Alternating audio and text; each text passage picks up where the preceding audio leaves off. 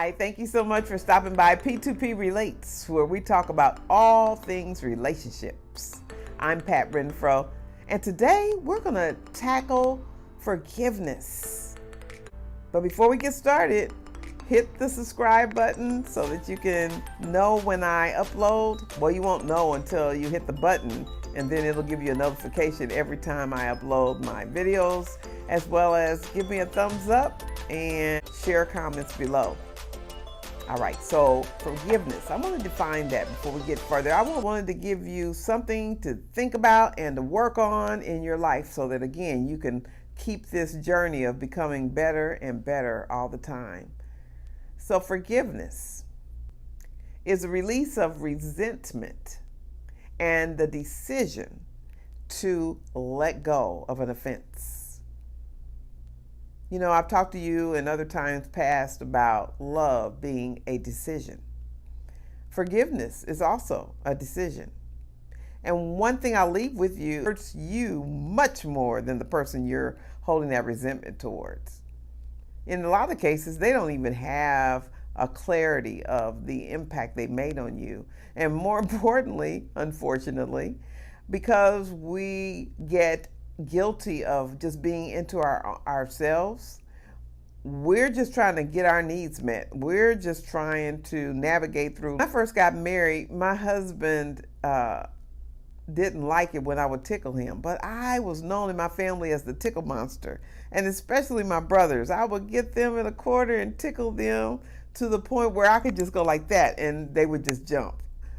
My baby brother, he would just be like that, and I thought that was funny and cute. It wasn't until my husband showed me how uncute it was that I stopped doing it. It took me years, though, to stop because I had been doing it for years. And I thought it was harmless. But I said that to say that so many times we do things to each other and we really don't mean anything by it in a lot of cases. I'm not talking about things that are intentional, like you're dating a guy or a girl and they're fully aware they're not serious with you and they are playing games for one reason or another and they are just trying to see what they can get out of you, and so they played you. I'm not talking about that type of thing. I'm saying that if you think about it in life with relationships, there's so many times that we get offended, our feelings get hurt, we get disappointed, our needs aren't met, our expectations are not met, and as a result, we can get into a form of resentment toward that person because they didn't meet our needs. And what I'm trying to tell you is that more often than not, people are not thinking about you. They're not trying to not think about you either. You're just not the center of their world. In fact, in most cases, unfortunately, they're in the center of their own world. They're managing their world the best they can. And that goes for married couples too. You get in a marriage and you tell your spouse, I like it when you do this. I don't like it when you don't do that. But what you have to remember is that they are doing them. I'm doing me.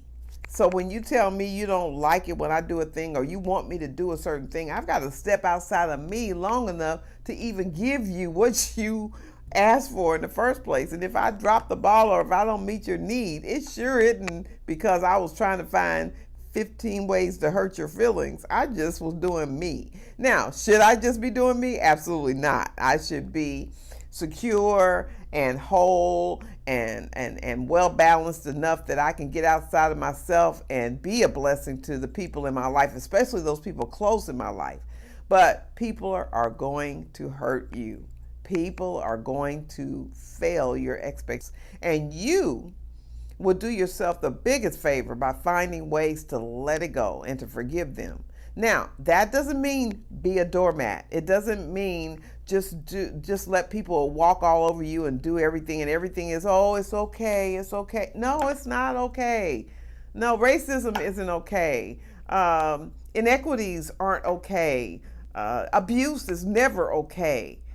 We're not talking about that. But we're saying in the scope of things, in a day-to-day situation, we're constantly accidentally doing things that hurt or offend another person. And you have to be willing to let it go. I also wanted to remind you that we're all in relationship. And in relationships, we need 4 things, 3 of which are so similar you can barely separate them. We need love, connection, relationships, and respect. And when you think about it, we were made in love. So we are of love and we need love. Even if we tell ourselves we don't, it's usually because we got hurt some kind of way, got wounded, and kind of closed up. But the reality is we're human beings and we need love. We need connection. We need each other. Do we need everybody? No. Are we as popular as our Facebook, our LinkedIn's, or our any other Instagram, social media, Twitter accounts say we are? Not at all. Those are superficial relationships that are more so for networking. But in our real lives, we need true and authentic relationships. And sometimes we think we have more friends than we do, and we really don't. We actually only have a few friends, probably on one hand that you can count and say, yeah, those are my true blues. Those are people who really have my back. They have my best interest at heart, and I have their best interest at heart. So you have to know who those relationships are and then nurture those relationships. But even in those relationships, which are the ones that are the most significant, whether it's siblings or outside relationships, they're going to let you down. They're going to hurt you. And you have to find ways to forgive. I'm saying this to married couples as well as dear friends, best friends, as well as lovers, as well as co-workers. Because if you think about it, if you really, really think about how many people in the last year you've hurt on purpose. You were out to get them. You will probably struggle to get more than 5 incidents like that because that's not your intent. And you might have done it 20 times and not even been aware of it. That's the other part. So that's why I say when you hold on to unforgiveness and you refuse to let it go, then you end up hurting much more than the person that you're trying to hurt through your rejection, through your decision to leave them alone. This was for me too. When I even wrote this, I thought, oh my goodness, I got to deal with this. I got to walk in my own advice. But I just wanted to encourage you that forgiveness is a gift you give yourself. And when I told you about those 4 things, love, connection, relationship, and respect, guess what? It starts with you. There I go again. That's self-development. We have to love ourselves. Now, we have to be selfless also, not so caught up in ourselves that everything is all about us. Ooh, I'm in my circle and my circle is all about me and woo, woo, woo. How can you meet my needs? No, I'm not talking about that. But you have to be balanced and understand that you're valuable. You were created for a reason. You matter. You're awesome. And you got to work on whatever you got to work on to believe that. And you don't want it to be superficial. You want it to be so authentic that when someone outside of yourself disrespects you or disregards you or lets you down, you don't make a mistake and value yourself against that ruler, that measurement. Because the first measurement is that you understand how precious and valuable you are. And out of that, you can then love others. You can connect with others. You can have valuable and meaningful and real relationships. And you, respecting yourself, will be able to give respect to others. Likewise, when you think about people who act out, like even the protests that we've had in recent times, people felt disrespected.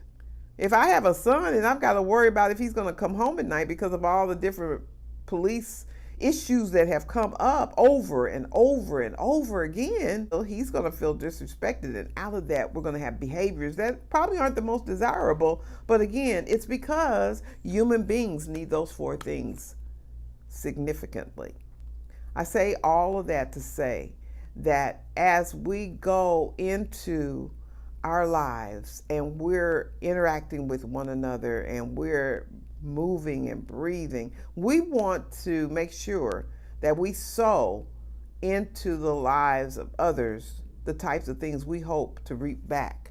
And we want to pay it forward. If I'm at the grocery store and I see somebody short and I have the ability to give them something and not hurt, or maybe it's a sacrifice for me, but it's not gonna cause me to not bring home milk for my baby, then I should pay attention to that. If I have a friend that calls me up and they're hurting, and I was going to talk about something else, but all of a sudden I recognize this person is worse off than I am, I need to stand attention. The power of sowing goodness, of sowing generosity, of sowing tenderness and grace. Grace is not getting what you deserve.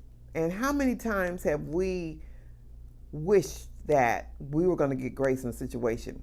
We're running to the courthouse for a ticket that we earned, but we're running late. And if we're not there, they could put a warrant out for our arrest, and yet we can't find a parking spot.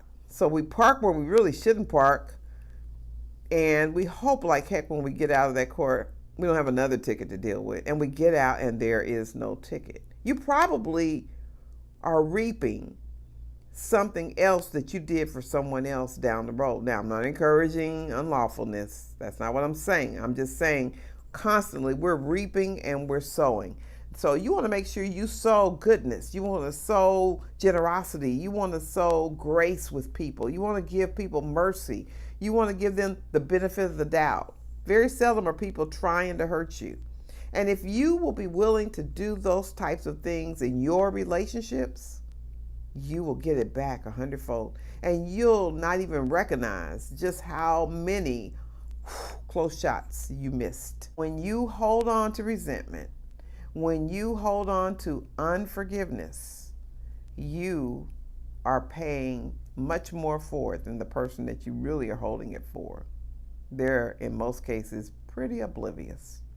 So I hope that you will remember this, come back to it sometime and listen to it again if you're going through a rough spot with a relationship, and that you will share with other people as well, because we want to be the best we can be. We want to be healthy.